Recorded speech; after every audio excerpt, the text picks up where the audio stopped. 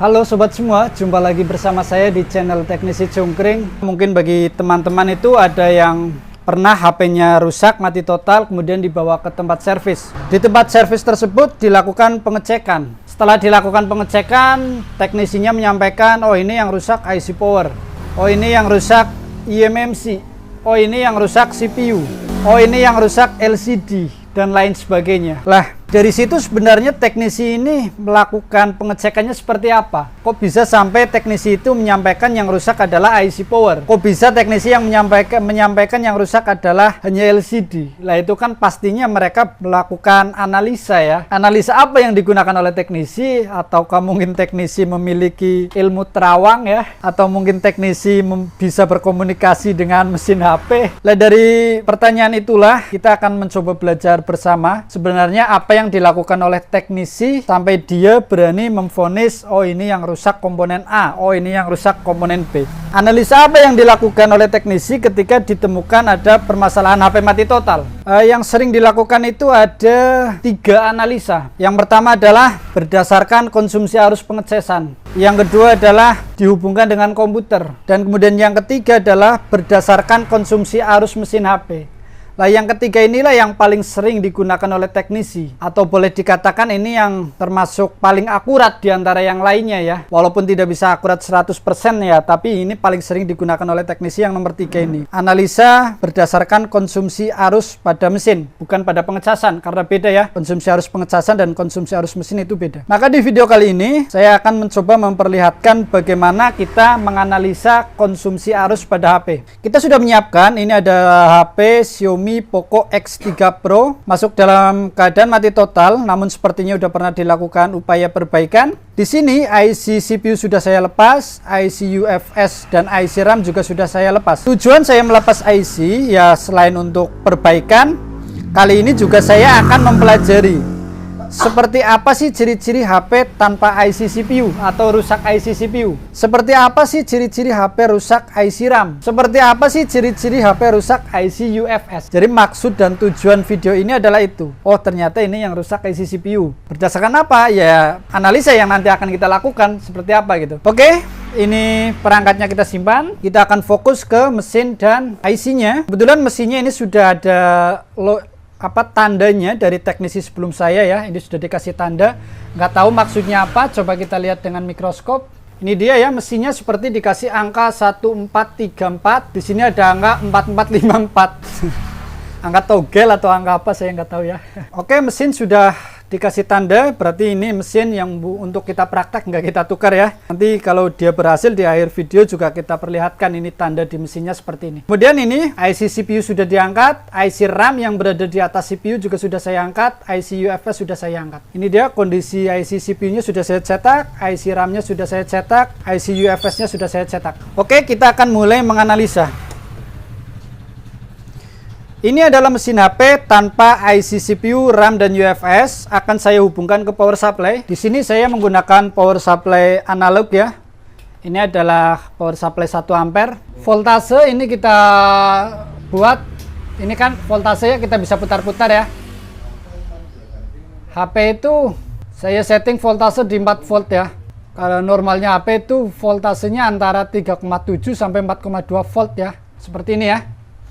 Kemudian mesin HP ini kita hubungkan ke power supply. Kita lihat bersama apa yang terjadi saat kita menghubungkan mesin ke power supply.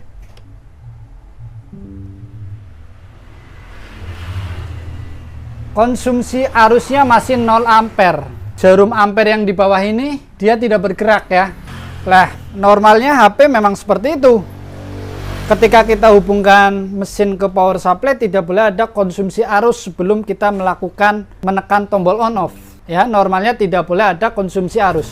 Ketika kita belum menekan tombol on off, dia sudah ada konsumsi arus, itu artinya HP-nya konslet. Untuk kali ini dia normal ya, tidak ada konsumsi arus. Nah, sekarang kita akan coba tekan tombol power. Ini adalah tanpa IC RAM, IC CPU, dan IC UFS. Kita akan coba tekan tombol power. Di sini tombol powernya kita tekan. Kita lihat konsumsi arusnya. Dia naik sangat sedikit. Aduh. Ini power supply digital saya, ini power supply analog ya, tidak bisa menunjukkan angka. Sebenarnya ada konsumsi arus itu, tapi sangat sedikit ya. Ini kurang akurat kalau kita lihat menggunakan kamera seperti ini ya. Tapi yang jelas itu ada nilainya, itu sekitar berapa ini. Kita tulis paling atas tanpa IC, RAM, CPU, UFS. Itu ada konsumsi arus. Ini setelah kita tekan tombol on ya, ada konsumsi arus sekitar 10 miliampere. Lah, ketika kita tekan tombol power, ternyata dia tidak ada konsumsi arus sama sekali, berarti mesin ini bermasalah.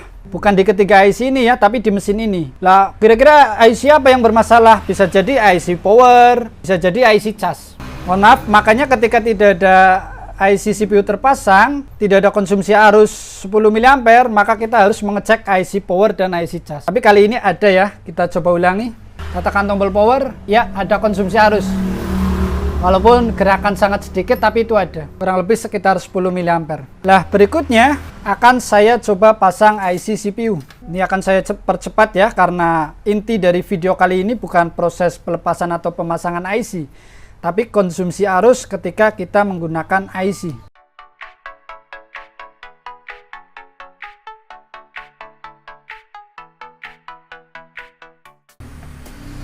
Ini dia proses pemasangan IC CPU sudah selesai saya lakukan, namun mohon maaf sekali tadi di awal tidak saya praktekkan kita hubungan ke komputer apakah terdeteksi atau tidak ya. Tapi kalau HP ini tidak terpasang IC CPU, ini tidak terdeteksi di komputer. Walaupun tidak kita praktekkan, tapi memang dia tidak akan terdeteksi di komputer ya. Tidak terpasang IC RAM, IC CPU dan IC UFS, itu HP tidak terdeteksi di komputer. Nah, sekarang IC CPU sudah kita pasang, kita coba hubungkan lagi ke power supply seperti apa. Dia tidak ada konsumsi arus. Sekarang coba kita tekan tombol power.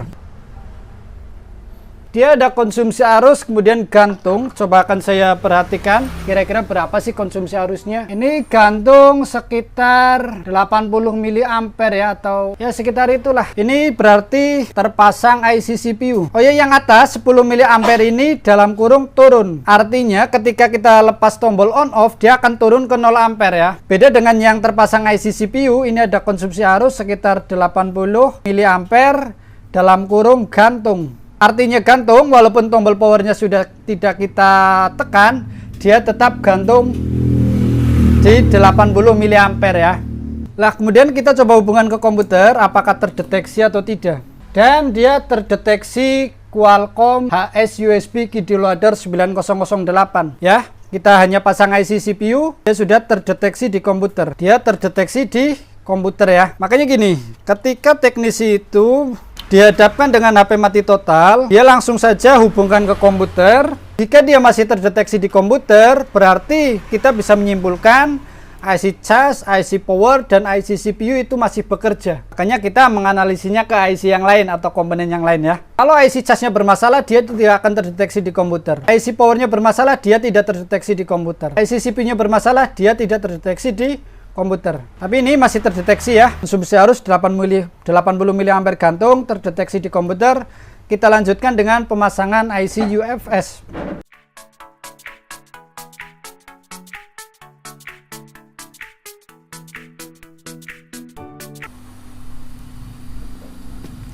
Pemasangan IC UFS sudah selesai kita lakukan. Kita akan kembali hubungan ke power supply dan kita lihat konsumsi arusnya seperti apa setelah kita pasang IC UFS. Tidak ada konsumsi arus. Sekarang waktunya kita tekan tombol power. Dan ternyata setelah kita tekan tombol power, dia naik turun melebihi 200 miliampere ya. Ketika kita lepas, dia akan kembali ke nol. Kita ulangi lagi, kita tekan tombol power. Dia akan naik melebihi 200 miliampere, naik turun ya. Dan kita lepas, dia gantung ke nol. Kita tulis di sini sekitar 220 miliampere ya, naik turun. Kemudian kita lepas power, dia kembali turun ke nol. Tidak gantung ya, tapi dia turun ke nol. Untuk Poco X3 Pro kita lihat di sini, ketika kita tekan tombol power, selain konsumsi arusnya naik sampai 220 mA, ada LED yang berkedip di sini ya, notifikasinya juga berkedip. Ini tidak kita tulis ya, karena ini tidak semua HP seperti itu. Yang mirip itu hanya konsumsi arusnya. Kalau chipsetnya Qualcomm ya seperti ini ya. Tapi ada HP yang tidak punya LED, jadi makanya ini LED tidak kita tulis. Yang kita tulis adalah konsumsi arusnya melebihi 200 atau sekitar 220 mA naik turun. Kemudian kita lepas tombol power, dia kembali turun ke 0. Tidak boleh gantung ya. Kalau gantung itu biasanya ada masalah lain. Kita ambil contoh gantung di sekitar 180 mA. Itu artinya UFS-nya terbaca tetapi datanya rusak, makanya harus dilakukan flashing ya. Kali ini dia 220 mA naik turun, ini indikasi normal. Sekarang saya coba hubungkan ke komputer. Apakah dia akan terdeteksi? LED notifnya berkedip. Kita tunggu apakah terdeteksi di komputer atau tidak.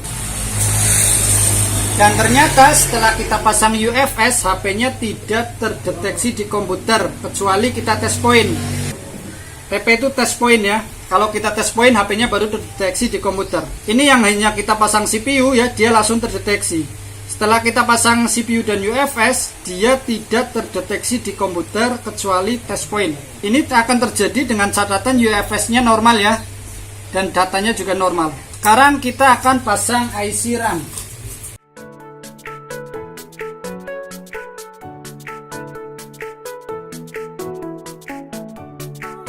Oke, kita lanjutkan. Kita sudah pasang IC CPU, IC UFS, dan sudah kita pasang IC RAM. Mohon maaf ya, ini lagi hujan, jadi mungkin suaranya nggak begitu jelas. Kita akan kembali hubungkan ke power supply, dan kita akan cek konsumsi arusnya. Konsumsi arusnya adalah sama seperti tanpa kita pasang IC RAM ya. Jadi kita tulis lagi di sini terpasang IC RAM CPU UFS ya. Konsumsi arusnya sama ya, 220 mA naik turun, kemudian saat dilepas kembali turun ke 0. Kemudian kita hubungkan ke komputer, akan terdeteksi atau tidak. Dia terdeteksi dan justru HP-nya menyala. Wih, mantap. Ini adalah keterangannya, HP menyala. Jadi belajar konten sambil bekerja ya. HP mati total, kita buat konten, dia bisa menyala lagi. Ini kita cas ya dengan charger ini. Ya, konsumsi arus 1,2 ampere. Ini HP-nya juga sudah menyala. 1,6 ampere itu ya. Jadi kita kilas balik. Ini dia hasil rekaman kita hari ini ya. Kita tanpa menggunakan IC RAM CPU UFS itu harus ada konsumsi arus sekitar 10 mA. Kemudian kita lepas power, dia harus turun. Kalau dia tidak mau naik konsumsi arus sama sekali, itu harus dicek antara switch on off-nya, IC charge-nya, atau mungkin IC power-nya. Normalnya dia harus terdeteksi sekitar 10 mA kemudian turun. Dan dia tidak akan terdeteksi di komputer. HP tanpa IC CPU itu tidak akan terdeteksi di komputer. Kemudian kita pasang IC CPU, ada konsumsi arus 80 mA gantung. Artinya tombol powernya kita lepas, dia tetap mengkonsumsi arus 80 mA. Dan terdeteksi di komputer. Itu kalau kita pasang IC CPU. Kita pasang IC CPU dan UFS, konsumsi arusnya naik 220 mA naik turun, tapi ketika tombol powernya dilepas, dia akan kembali turun ke 0. Dan dia tidak terdeteksi di komputer kecuali dilakukan test point. Kemudian kita pasang IC RAM, konsumsi arusnya sama persis seperti kita hanya pasang IC CPU dan UFS. Bedanya ketika kita cas ternyata HP-nya menyala. Seperti itu ya, bedanya tanpa IC RAM dan menggunakan IC RAM. Jadi kurang lebih seperti itulah analisa yang dilakukan oleh teknisi untuk menentukan komponen mana yang bermasalah. Walaupun pada kenyataannya di lapangan banyak sekali masalah-masalah lain, seperti contohnya pasang tanpa CPU 10 mA, pasang CPU tetap 10 mA, ganti CPU tetap 10 mA. Nah itu kan bingung ya. Artinya servis HP tidak sesederhana ini. Banyak sekali komponen-komponen penunjang lain yang dia juga berpengaruh di situ. Komponen-komponen pasif, baik itu kapasitor, resistor, lilitan. Kapasitor atau lilitan bermasalah bisa menyebabkan analisa ini menjadi kacau. Jadi ini analisa secara apa namanya ya? Secara kasar lah ya, tidak mendetail. Kalau lebih detail lagi, itu ilmunya lebih tinggi lagi ya. Saya sendiri masih belum sampai ke situ. Jadi saya analisanya masih menggunakan konsumsi arus seperti ini. Baiklah, ini HP-nya sudah menyala dengan persentase baterai ini sudah 4% ya.